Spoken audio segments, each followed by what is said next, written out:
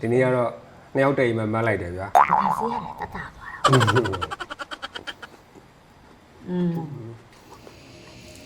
အားလုံးမင်္ဂလာပါချက်တော်လေးတို့ရေချက်တော်လေးတို့ရေဒီနေ့မမီတို့ရဲ့ special menu လေးကတော့လက်ဖက်ထမင်းလေးကို share နေပြီးတော့ဝတ်သုံးထပ်သားကလေးနဲ့ share ပြပါမယ်ရှင်ဝက်ခောက်ကင်လုံနီးလေးကိုမေးထားကြတဲ့ချက်တော်လေးတို့အတွက်လည်းလုံနီးလေးကိုတင်ဆက်ပေးလိုက်ပါတယ်နော်ဝက်ခောက်ကင်လုပ်ဖို့အတွက်ပထမဆုံးဝတ်သုံးထပ်သားတွေကိုရေးစည်းပြီးတော့ပြုတ်ပေးပါမယ်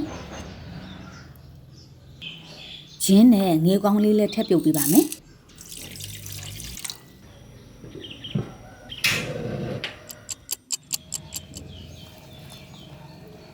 15မိနစ်လောက်ပြုတ်ပေးပြီးရင်တော့ဆယ်ပြီးအေးခဏပေးပါမယ်အေးခဏတဲ့ဝက်သားတွေကလည်းအေးသွားပြီဆိုရင်ခရင်လေးနဲ့ဝက်ခောက်လေးတွေကိုနေရာအနှံ့လေးထိုးပေးမယ်အခုလိုမျိုးလေးဝက်ခောက်ထဲရရေတွေထွက်လာရင်တစ်ရှူလေးနဲ့ရေလေးတွေကိုတုပ်ပေးရပါမယ်ပြီးရင်အသားပတ်ချမ်းကနေပြီးတော့အစီနာရောက်တဲ့အထိလှီးပေးပါမယ်အခုလိုလေးလှီးပေးပြီးရင်တော့ဝက်ခောက်ပေါ်ကိုရှာလကာရည်နဲ့စားလေးဖြူပြီးတော့ပို့ပေးပါမယ်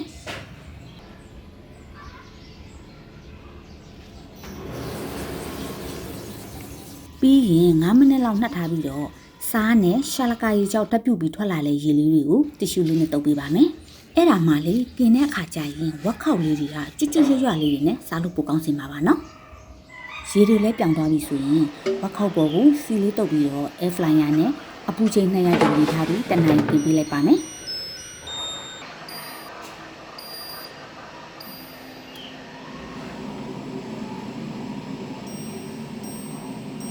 နိုင်ပြည့်သွားပြီဆိုတော့ချက်တော်လေးတွေရေအခုလိုမျိုးကျွတ်ရွပြီးတော့မှုကြိုင်နေတဲ့ဝက်သားကလေးရရှိပါပြီရှင်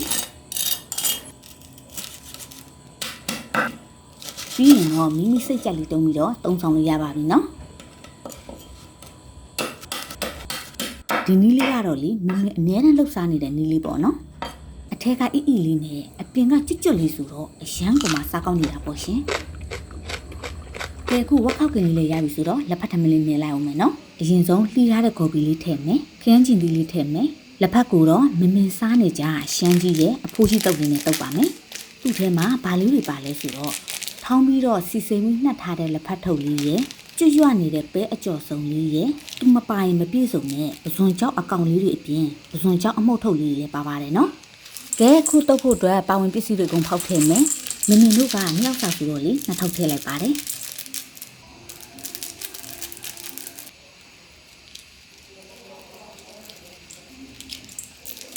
အရသာကတော့ဘာမှထမထည့်တော့ဘဲနဲ့စီလေးနည်းနည်းလောက်ပဲထည့်ပြီးတော့နေလိုက်ပါတယ်ရှင်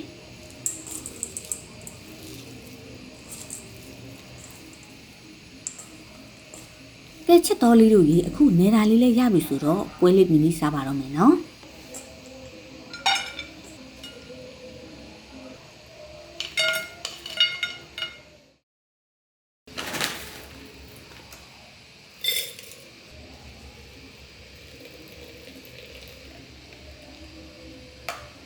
ကဲချက်တော်လေးတို့ရေအားလုံးလိုက်ပြင်ဆင်ပြီးဆိုတော့မင်းတို့စားတော့မယ်နော်ဆဲပါတော့မယ်မစားရင်ထုံးစံတိုင်းပေါ့ရင်းနေချင်းနဲ့ green ရှင်းပါမယ်ဒီနေ့ကတော့မြန်မာဆန်းဆန်းလက်ဖက်လေးကိုယူနေချမ်းလေးနဲ့ဟောလက်ဖက်တုံးလေးလက်ဖက်ထမင်းလေးနှဲပြီးတော့ရင်းနေချမ်းလေးတောက်နေဒီစိမ်းလေးကိုက်ကျွတ်တုံဖြူလေးကိုက်လုံးဝလောက်တော့စားကောင်းမလဲဆိုတော့စဉ်းစားကြည့်လိုက်တော့ဒီနေ့တော့ရှမ်းကြီးအဖိုးကြီးတုပ်လေးနဲ့ပေါ့လွယ်လွယ်ကူကူလေးပဲဟုတ်တယ်မိုက်တယ်လွယ်လွယ်ကူကူမြန်မြန်ဆန်ဆန်လေးနဲ့ကဲစားပါအောင်ချစ်တော်လေးတို့ရေစားပါအောင်ခင်ဗျာဒီနေ့ကတော့နှစ်ယောက်တိတ်မှမလိုက်တယ်ဗျာတခါစီရတယ်တတ်တာပါ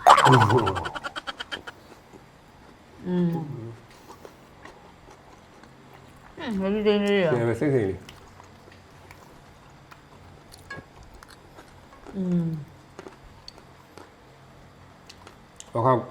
လောက်ခောက်ပြင်ပေါ့လောက်ခောက်ကင်air fryer လေးနဲ့လွယ်လွယ်ကူကူပဲပါရ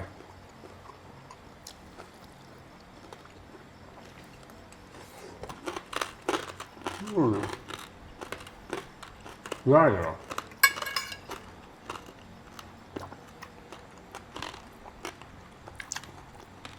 လွတ်လာအဆင်ပြေလားပြရတယ်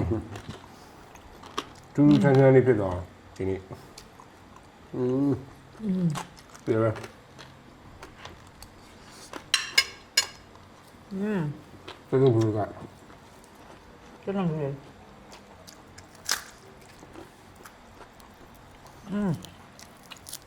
ပဲကြော်လေးတွေကျွတ်တယ်နော် 对， ပဲကြော် 哇， လေးပဲမှန်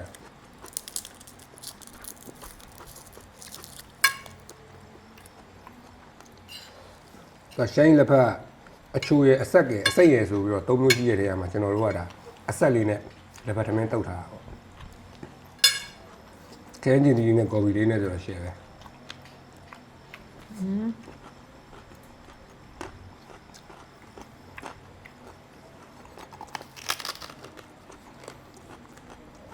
အားပါအတုံးကြီးတုံးပြီးတော့ရှယ်ကြိုက်နေရတော့ကောက်ကြိုလေးတွေရွာနော်ရွာ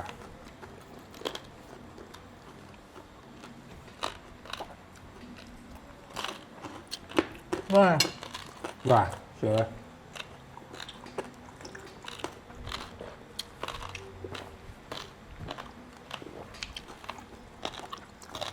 ဒါလူငယ်ဘဝတည်းကြိုက်တဲ့အစားတောက်ပဲလက်ဖက်ထမင်းဆိုတာ 江呗，江嘛呗，多多，他预约他来来来别他们呗。 ဟုတ်တယ်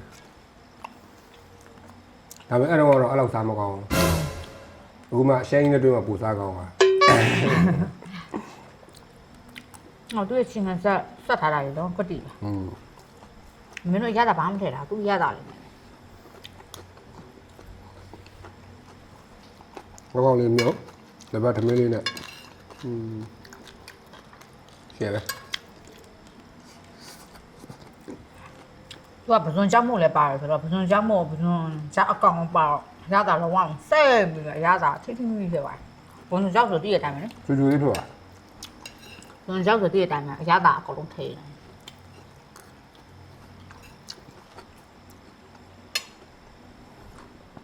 ကျတူလူလေးကဝင်းနေရမှန် လက်ဖက်ထမင်းနဲ့စားပြီးတော့လက်ဖက် ဒီနွေးကျဲလေး ရင်းကောက်ရညောင်း လိုက်ဖက်ဆုံးပါ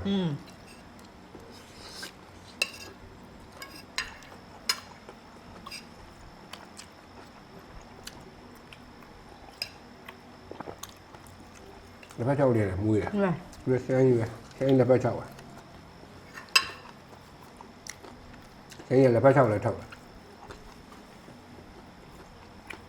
ကောင်းတယ်တငယ်ချင်းတွေများရင်မိသားစုတွေများတဲ့ခါကျရင် ဟုတ်တယ် ဒီမျိုးလောက်တာတစ်ဖက်တွေထက်စုံထက်နေခင်းချင်ဒီကော်ပီတွေထက်ဒီအဇွန်တယောက်တစ်ချောင်းနဲ့ထိုင်ပြီးတော့အားရပါပင်ပိုင်းနဲ့စားရမ်းမိန်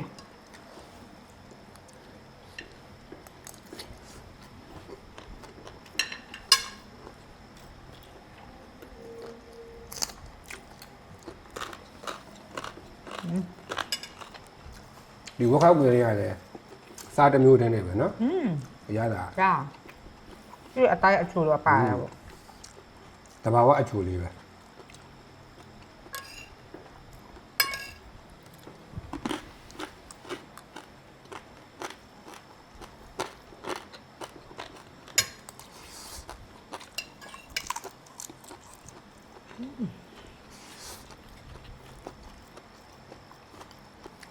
လက်ဖက်ထုတ်ကအကျော်ပဲနော်လက်ဖက်ဘလောက်ကောင်းတော့အကျော်ကအဲ့လိုမကျွတ်တာအဲ့လိုပြင်းတော့တဲ့ထွက်သွားတာဆိုလုံးဝစားမကောင်းဘူးဒီရှမ်းကြီးအဖိုးကြီးတို့အကျော်လေးကလုံးဝရွာနေအောင်မိုက်ရကျွတ်ရွာလေဝါရင်သွားမနာရှယ်ပဲ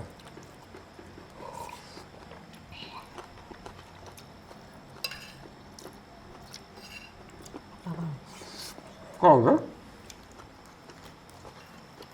အရှမ်းကြီးကလူမျိုးဘာသာမျိုးလေးစားလို့ရတယ်နော်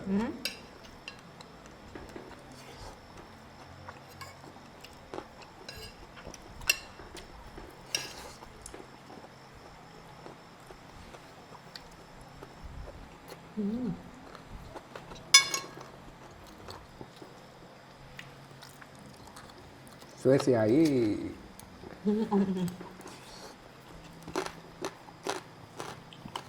ဟေးကောင်းလေ လက်ဖက်တော့တိတ်မကြိုက်ရှာ ဟ